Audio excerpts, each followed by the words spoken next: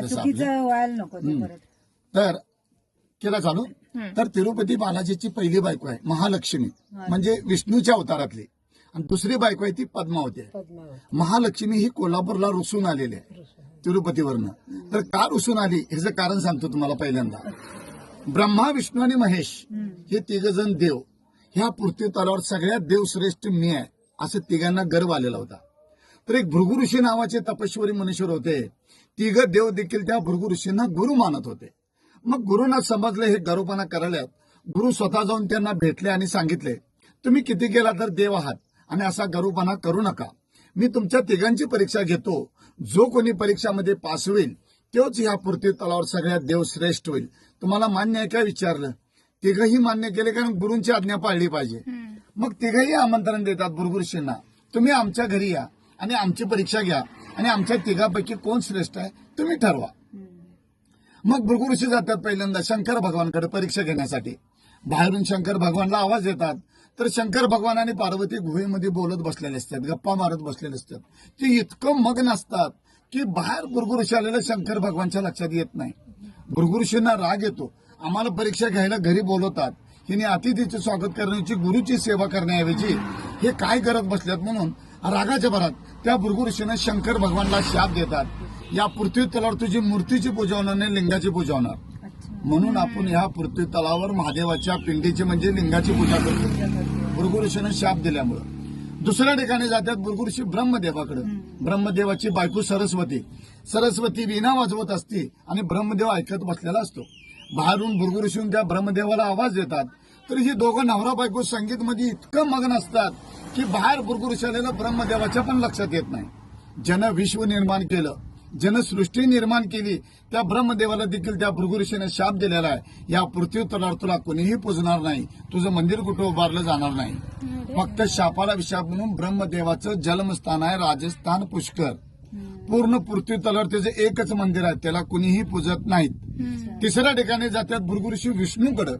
विष्णू आपल्या पत्नीला महालक्ष्मीला सांगत असतात की भृगु ऋषी कधी पण येऊ देत, माझे गुरु कधी पण येऊ देत, माझी परीक्षा घेऊ देत, सगळ्या प्रश्नाचं मी उत्तर देणार आणि हा पृथ्वी तलावर त्या दोघांच्या पेक्षा मी श्रेष्ठ होणार. हे आपल्या पत्नीला महालक्ष्मीला सांगत असताना भृगु ऋषी ऐकतात.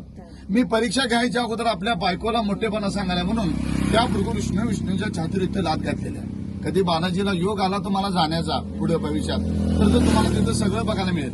भृगु ऋषीने विष्णूच्या छातीवर पाय ठेवलेला आहे. त्यावेळेला भृगु ऋषीला विचारतो, विष्णू गुरुवर तुम्हाला कुठं लागलं का.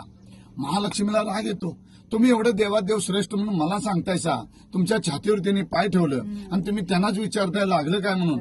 माझा अपमान झाली म्हणते, ते क्षण देखील थांबणार नाही. त्यावेळेला विष्णू म्हणतो त्या भृगु ऋषीनं माझ्या गुरुनं माझ्या छातीवर पाय ठेवलं, तुझा अपमान कसा झाला. त्यावेळेला ती म्हणते, मी तुमची धर्मपत्नी आहे आणि तुम्ही मला एक लग्नात वचन दिलतं की सदैव तुझं स्थान माझ्या हृदयात ठेवेन म्हणून. ते आता पाय ठेवल्यामुळे ते हृदय भ्रष्ट झाले म्हणले आणि त्या पायाखाली ही महालक्ष्मी राहू शकत नाही म्हणली. या कारणानं तिरुपतीवरनं महालक्ष्मी कोल्हापूरला रुसून आली. रुसून येताना देखील महालक्ष्मी रागाच्या भरात आपल्या नवऱ्याला शाप दिलेला आहे की तुमचं दुसरं लग्न होणार, तुम्ही कुबेरकडनं कर्ज काढणार, ते कर्ज माझे भक्त लोक कोण फेडणार. आणि महालक्ष्मीची अट अशी होती, अजून देखील आहे, जोपर्यंत त्या पृथ्वीवरचे सर्व लोक ज्यावेळेला तुमच्या दारुण मुंडन करतील त्यावेळेलाच तुम्ही कर्जातून मुक्त होणार. पृथ्वी तलावरचे सर्व लोक काय जाऊ शकत नाहीत. म्हणून तिरुपती बालाजी अजून कर्जामध्ये असं मानलं जातं. आणि जो कोणी भक्त तुमच्या दरबार येऊन मुंडन करल, केस दान करल, त्या भक्ताला मी कर्जात कधीच ठेवणार नाही, हे महालक्ष्मीचं वाक्य आहे. म्हणून तिरुपतीला गेल्यावर टक्कल करून यायचं असतं. जेव्हा महालक्ष्मी रुसून आली कोल्हापूरला, त्यावेळेला इसवी सन 634 साली कोल्हापूरमध्ये कर्णदेव राजा राज्य करत होता, म्हणजे महाभारतातला नव्हे त्याच्या आधीचा. तर नारद मुनी सांगतो कर्णदेव राजाला की महालक्ष्मी रुसून कोल्हापूरला कायमची आल्या, तिची राहण्याची व्यवस्था कर, मंदिर बांध. त्यावेळेला हे मंदिर बांधलं गेलं 1383 वर्षापूर्वी. महालक्ष्मीचं दैत्याकडून बांधून घेतलेलं आहे. आणि ज्यावेळेला महालक्ष्मी रुसून आली कोल्हापूरला, तर महालक्ष्मीने हे कोल्हापूर का निवडलं, तर आपल्या कोल्हापूर नगरीमध्ये राक्षस लोकांचा वास्तव जास्त होता. सर्व राक्षस लोकांचा नायनाट करण्यासाठी, त्यांचा वध करण्यासाठी महालक्ष्मीने कोल्हापूरला निवडलेलं आहे. आणि ज्यावेळेला महालक्ष्मी कोल्हापूरला स्थायिक झाली, त्यावेळेला रत्नासूर नावाचा एक राक्षस महालक्ष्मीच्या भक्तांना त्रास देऊ लागलेला होता. तर महालक्ष्मीने ठरवलं या रत्नासुराचा आपण पहिला वध करायचा आणि मग बाकीच्या राक्षसांचा वध करायचा. पण त्या रत्नासूर नावाच्या राक्षसानं शंकर भगवानकडनं तपस्या करून त्यांना प्रसन्न करून त्यांच्याकडनं एक वर मागून घेतलं होतं. भोळा शंकर प्रसन्न झाला की कुणाला काहीही वर देतो. रावणाला देखील आत्मलिंग दिलेलं होतं. म्हणजे किती भोळा शंकर आहे बघा तो. तर त्या भोळेपणाचा फायदा घेऊन त्या राक्षसानं असं वर मागितलं शंकर भगवानकडं की जो कोणी मला देवी देवता मारायला येईल, माझं रक्ताचं एक थेंब रस्त्यावर सांडेल, त्या रक्तबीजापासून एक राक्षस प्रगट होईल. महालक्ष्मीने विचार केला, मी जर याला त्रिशूल घेऊन मारायला गेले, हे जर कितीतरी थेंब रस्त्यावर रक्त सांडेल आणि कितीतरी राक्षस प्रगट होतील. म्हणून महालक्ष्मीने शंकर भगवानची आराधना केली. कारण शंकर भगवानच वर दिलेलं होतं. शंकर भगवानने सांगितलं महालक्ष्मीला तू एक ज्योत लाव, दिवा लाव. महालक्ष्मीने स्वतः एक ज्योत लावला.